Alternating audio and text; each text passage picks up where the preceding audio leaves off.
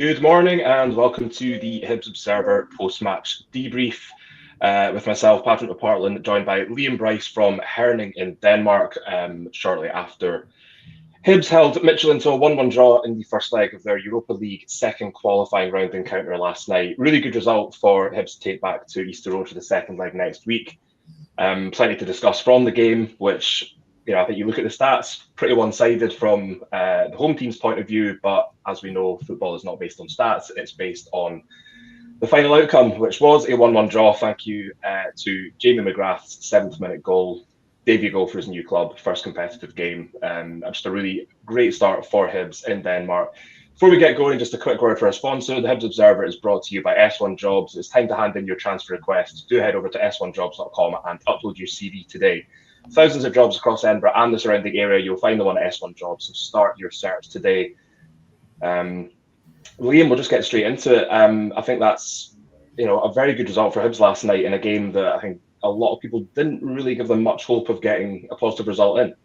Yeah, I think that's fair to say. I think a lot of people probably did think that, but I don't think for a minute there would have been that train of thought running through the Hibs camp. And I think, to be honest, and I mean this entirely as a compliment, I actually don't think we learned too much new about Hibs last night. And I mean that in a compliment in the sense, we know this is a well-coached team. We know it's well drilled. We know that they're very together, that they're willing to work hard for each other, and they've got quality in there as well. So it's just another demonstration of that. We've seen it so many times across the back half of the league campaign last season, and I don't think it's any great surprise that they've managed to translate that into European competition.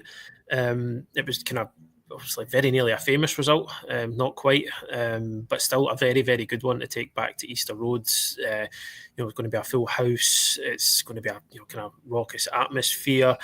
Midtjylland looked well off it at points. They looked a wee bit undercooked, I thought, and the pressure's on them next week now, because I think from speaking to their manager before the game, he was quite pointed about, not only does he feel his team need to win this first leg, but ideally they would win it by more than one goal to ensure that, they were going to Easter Road with a bit of a cushion, because he knows how tricky this could potentially be for them over there. So, I mean, as it happens now, they have to go to Easter Road with a tie very much in the balance after a 1-1 draw. And it was a good, as I said, at the top, it was just another good performance and a string of good performances from this Hibs team over the past however many months it is. And they've really kind of done themselves a real credit, I thought.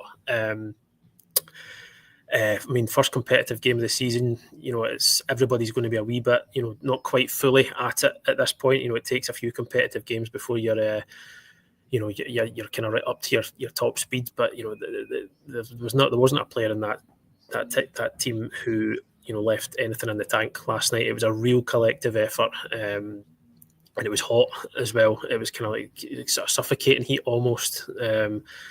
And it was, just, I think, another kind of feather in the cap for David Gray. His first, European game as a head coach, as a manager, handled it very well.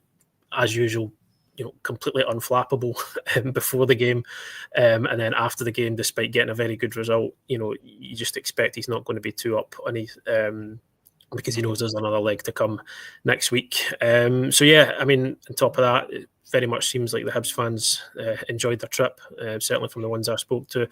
The ones I saw on the streets of Herning last night, a few shuffling out of the hotel this morning as well. So it's been a successful few days for the club and the fans all round, I think.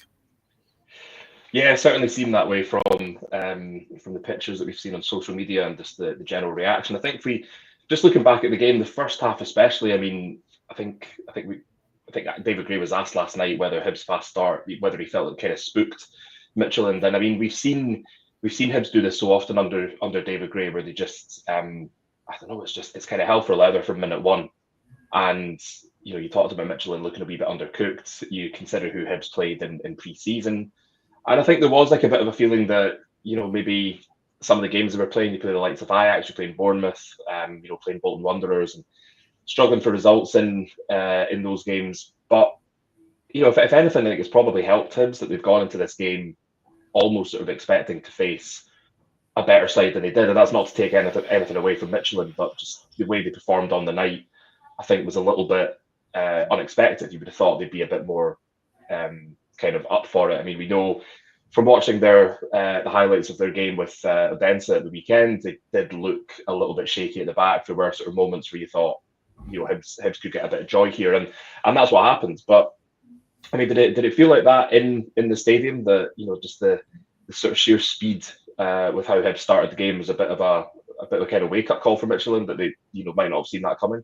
Yeah, it was a wee bit kind of like, whoa, because I mean, even straight from the kickoff, it was a pre-rehearsed routine from the kickoff, so it was obviously had been drilled in, like, this is we're going to go at them for this first however many minutes, and just to kind of turn the tables almost, because I think Midtjylland, they would have been expecting to to be the ones on the front foot in the first few minutes to try and pin Hibs back. It's like kind of Hibs are in European football at the moment, they are an inexperienced side. They would have been hoping to maybe prey on any sort of vulnerability, any nerves that might have been through the Hibs team, but it was the complete opposite. It did seem as though they didn't expect it whatsoever, and that kind of the routine from the kickoff. I know Glasgow wasn't until the 7th minute, but it sort of created the platform to for that to happen, because it helped Hibs kind of establish some early territory. They got some passes in. It's just so important in these games, to get a kind of touch and feel of the ball early to try and ease yourself into it. It looked like Midtjylland were the ones who were kind of struggling to find passes, struggling to get their touch, struggling to adjust to the speed of the game in the first few minutes. There was some really kind of just positive and eye-catching bits of play, I think, especially in those first those kind of opening exchanges. It was really noticeable how McGrath was trying to make runs into the channel. He was trying to force Midtjylland back. That's how Hibs ended up getting the free kick. So yeah, it was a perfect start to a European game. It was as if Hibs were the ones. We've talked a lot about Midtjylland's European pedigree and how experienced, and the sort of hard to quantify, but just the sort of the know-how that comes with having played so many of these types of games. It felt like Hibs were the ones who, had all the tricks up their sleeve, if you like, for that opening period, and it was a deserved goal. I mean, Hibs could have been ahead before that. Martin Boyle had that chance. Brilliant cross from Dylan Levitt, who I thought was really good on the night, alongside Josh Mulligan and McGrath. That midfield three really worked, I felt. But yeah, I mean, the goal itself, I mean, it is a bit of a howler from the goalkeeper, but it's quick thinking from McGrath. He's caught him well off guard, and there was just that it's that one in the stadium where there's like the split second where you're waiting to see if the linesman's flag's going to go up or not, and then I think that almost, I mean, it was going to be mad scenes on the away end anyway, but it almost kind of heightens it when everybody has to wait for a couple of seconds, and then it just sort of it goes off. So that was that's a brilliant moment for the Hibs fans. That's kind of one nobody will be forgetting in a hurry, and it sort of set the tone. I know as you were saying, the stats over the 90 minutes kind of show that Midtjylland did come into the game. They enjoyed the majority of possession, territory, shots, but I mean, I think as we've seen with Hibs before in certain games, like they're all right. They're comfortable in giving up a bit of territory. They don't always have to be playing with the ball. I think as the game went on, you're going to expect to suffer to a certain extent against a side that have got a lot of quality, and they did at points, but they got through it. And there was a couple of maybe hairy moments, if you like, but at no point did I feel as if Hibs were ever, like, I don't know about you, but I didn't feel like they were on the ropes at any point. No, not really. I mean, I think I said this on one of the pieces we did, that when you consider how often Hibs stepped on rakes defensively last season in the sort of first sort of 9 or 10 games, it's when you look at them now and you just think there's not that kind of sharp intake of breath when the attacking team sort of enters the final third, and you think how are they going to mess it up? Not will they mess it up? How will they mess it up? But I think even when you look at that back three and think, well, if Lewis Miller was fit, does he start there? I don't think Warren O'Hora put a foot wrong. I think it was a good performance by him. Quite liked his little bit at the end where he kind of, a bit of a disciplinary tightrope throwing Madsbech Sørensen to the ground. But I mean, it's that sort of kind of team spirit. There is that sort of that togetherness which David Gray's talked about again and again. Nice to see that. But I just thought, defensively, no goals from open play. Or you could say Hibs didn't get any goals from open play, but I think the onus probably was on Midtjylland to, live up to their standing as a kind of team that wants to be in European competition every year. A team that's talking about, winning the title this year as revenge for last year. And you consider like they've had good results against some very good teams in Europe, home and away. And then I think Hibs defence, Jordan Smith as well, not perhaps the busiest. I don't think he really would have had any chance with the free kick. Just one of those where it's so far into the postage stamp that you're not going to get near it. But I mean, a really good kind of point blank save from Kevin Mbabru late on, which sometimes things like that. We've seen the Hibs players sort of celebrate tackles like goals and things like that, and it just feels one of those moments where that could end up being really significant, because instead of Hibs going back to Edinburgh with a narrow defeat and thinking, oh well, we kind of did our best, it then becomes, we deserve something from that first leg, and they've got that going into the return leg in Edinburgh next week. And you talked about Jamie McGrath there. I mean, it's that's why you want people like Jamie McGrath in your team, because they can see things like that. I think it's quite a nice gesture on McGrath's half to talk about getting stick from his new teammates from robbing him to the group stage football in Europe and now doing his best to sort of single-handedly drag them there. It's the pressure was on. Exactly. Expect nothing less. But I think we've watched Hibs in Europe a lot over the years, and you've had there's maybe been some performances where you've had games like in Andorra against Interclub Descaldes where it's I don't know if embarrassing kind of covers it, not to take anything away from Interclub.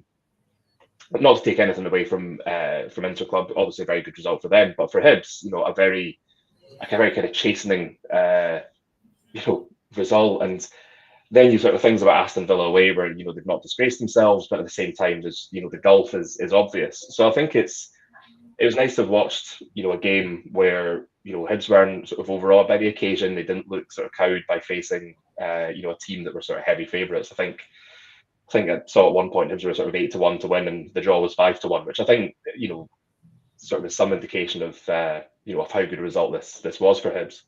And I think it's good as well because at no point, I mean, obviously maybe out with the changing room because we know what this group of players are like, we know what David Gray's like, but I don't think there would have been a lot of people at full time yesterday saying 1-1's disappointing.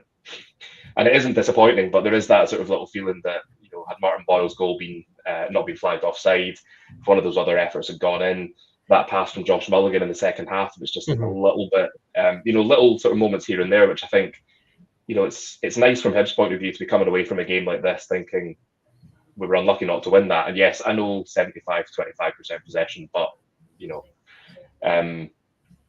it's just a really kind of encouraging performance. I think after pre-season, some results in there which might have looked a little bit iffy going into such a big game against a team that's far more experienced in Europe. But in the end, it looks like it's been a really good kind of pre-season program. It's kind of set the players up for this tie quite nicely, and as you were saying earlier on, it sort of really sets up the second leg for a cracker. I think when you look at Hibs against Luzern last season, it's almost like that in reverse, where it's a really good result at Easter Road and then going away to try and get a point with like a real battling performance. So I think there's a lot to be encouraged by, but also Hibs can probably take a lot of confidence going into that second leg, can't they? Yeah, absolutely. There's no reason why they shouldn't be feeling, confident. They've shown that they can compete with Midtjylland. They've shown they can sort of handle the demands of this level of football. They're physically, mentally, whatever way you want to look at it. Midtjylland are a physical side, big side. I don't know if that, big physical Midtjylland, yeah. Honestly, like when we got to watch the training the other day, and it was the first kind of thing when the players were doing their warm up in front of you. You were kind of, this is a big physical side, and teams that see that teams that do well in Europe, they are like, I think obviously good footballers is a given, but they're proper athletes as well, and I think Hibs they stood up to that. I don't think they looked as though they were being overpowered. At really any point, Hibs have got a bit about them physically as well. The big guys in that team. I think you look at Kieran Bowie, the shift that he put in last night. He was he didn't get an awful lot in terms of service in front of goal. A couple of week and a half openings that were sort of quickly snuffed out. But I think just in terms of the job he did of just simply being a pest and occupying defenders, I think it was a good decision to include him. I think he'd kind of run his race after an hour. And obviously Josh Campbell to bring on. Just looking at other players as well, you touched on Jordan Smith. I think he deserves a lot of credit. Smith, 30 years old, making your European debut. He's got the nod ahead of a summer signing who has come in. And people maybe would have expected to come in and take the number one spot, but Smith is he's been given the nod for this game. The fact that he's got a new goalkeeper sort of breathing down his neck puts extra pressure on. As I said, making his European debut, and I don't think he put a foot wrong really. And I think it's there had to be some nerves there for him, and internally. I mean, you couldn't really see it, outwardly, but I think on these nights where you need your goalkeeper to be a calming presence, he needs to be assured that you can't really have your goalie bringing any sort of chaos into these types of games. I think you can. I haven't watched Hibs over the years, but I know what you're saying. Yeah, you can't. Can was maybe the wrong choice of word. Then maybe it was like you really don't want to if your goalkeeper introducing any sense of chaos. But he was a sort of he was the epitome of assured and calm. Smith. He did all the things that you want your goalkeeper to do when you are spending most of your time without the ball. He came for crosses. His kicking was good. He wasn't shelling balls out the park. He wasn't putting the team under pressure at any point. And he came up with a couple of good saves when he needed to, because I mean you're going to need your keeper to make saves on these types of occasions. He was very. I think Darren Coulson is. That's the word. He was commanding. It was a commanding performance from Jordan Smith. So say what you were trying to say there in this one line. So yeah, I thought Darren should be sitting where I'm sitting, because I've just waffled on for about 2 minutes and he's summed it up in less than 10 words there. But yeah, the single time out, I thought Dylan Levitt was good as well. Again, you need a player like that who's composed in the ball, who's going to make simple passes. It's nothing spectacular, I fancy, but it's so effective. I think at this level, as I said, when you are spending a lot of time without the ball. Back three was good. Rocky Bashiri at the heart of it. It was a big night for him against Francolino of Midtjylland. Obviously, a lot of hype around him. He had one, I think, opening, but apart from that, I felt that the back line marshalled him really well. I could go on and on, to be honest, but I don't think we have time for that.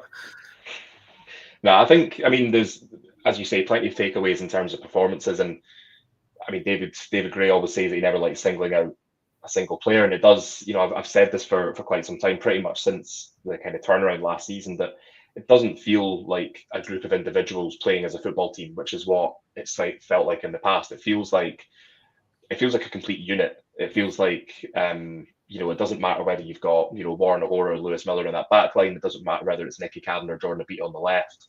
It doesn't really matter your midfield combination, who's up front. It just feels that, if a player has to come out through injury, or if, they miss a game and somebody else comes in, it's as you were.